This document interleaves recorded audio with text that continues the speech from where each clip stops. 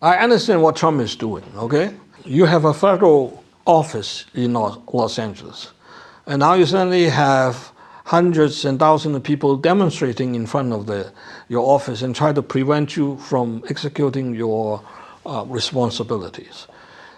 And I think in his view, and actually what happened is another story, in his view that the local authority are not protecting the federal buildings and activities. So he sent in the National Guard and sent in the Marines, right? And of course this would agitate the situation. That's simple logic. Whether he's right or wrong, well, anything, when it happens to 1,000 people gathering to demonstrate against something, nobody is in control of the situation. If a guy come in bringing a gun and start shooting, nobody planned this or nobody directing this, but it happens and it becomes an issue. So it's very dangerous. You can hardly clearly, with good grounds, blame one part or the other. And of course, there are people, or people even accuse Trump of using this situation for his own purposes. Actually, both sides are using this situation for their own purpose. And in many ways, the demonstrator doesn't control the actual situation in the front line. So what's happening, a lot of people are asking how this compares to what happened in Hong Kong in 2019. Because Pelosi, who is a U.S. congregational leader, come up to comment on the Hong Kong situation as a beautiful scene. For her is that you see people rising and opposing a tyranny by demonstration, peaceful demonstration, and so it's a great thing, right? And now you have thousands of people rising up in Los Angeles and now in New York, Chicago, and other cities to oppose the government policy on immigrants. Would she say the same thing? I doubt it very much. Because all these things have a political positions. You take sides on one side or the other, okay? So he said, it's great what's happening in Hong Kong because the people are rising and protecting their rights and interests is a good and a great thing. When people now try to rise up and to protect the right of the immigrants, I don't think she will say anything. If you ask me about how to compare the two things, first, the U.S. situation is still developing, okay? But there's fundamental difference between the U.S., the Los Angeles situation, and Hong Kong situation. The Hong Kong situation has been booming and grooming.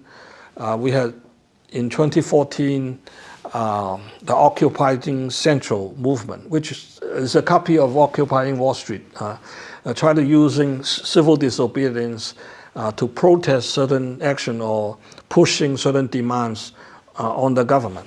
We have mass actions which disrupt the order of the society for months. And then in 2019, we have the same thing, which the same people, the same force had, after 5 years, pick on another issue and continue to do the things. The difference is that in Hong Kong, there's well-organized forces with political purpose, not actually related to the issue on the table, no matter is the political reform demand or in the 2019 issue is extradition amendment that the government is proposing. That's only the issue on the table.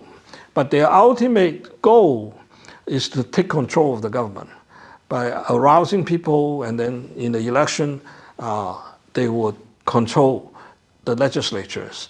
And they have plans, one step by another, to try to take over, to take control of the government.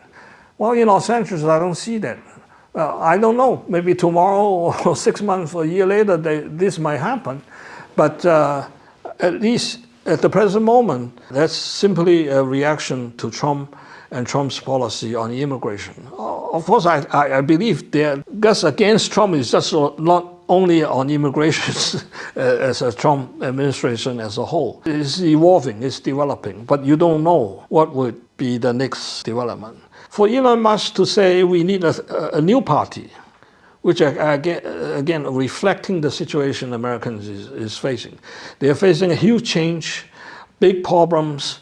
The two traditional parties are unable to handle this, so you have Trump suddenly pops up and lead the country in a different path. Why differences, divisions within the country? So the people come up to say this is not new, that we need a new political party other than the Democrats and Republicans. Would it happen? If it happened, would they succeed? It's a huge question. It's a huge unknown. So America is facing a huge change, but you don't know how this change will take place and what will be the end result. That's their problem. No, either way can do. So, right? You need a powerful leader to face these difficult situations. But I'm afraid that America, up to now, people like Ray Dalio, which is a well-experienced financier, very experienced, is very concerned about America, is still a minority.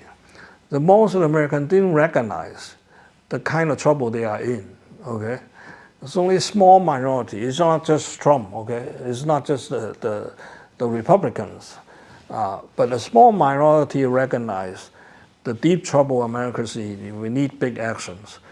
Trump may not be the right one. He might be doing the wrong thing, but he's right to deal with the issue.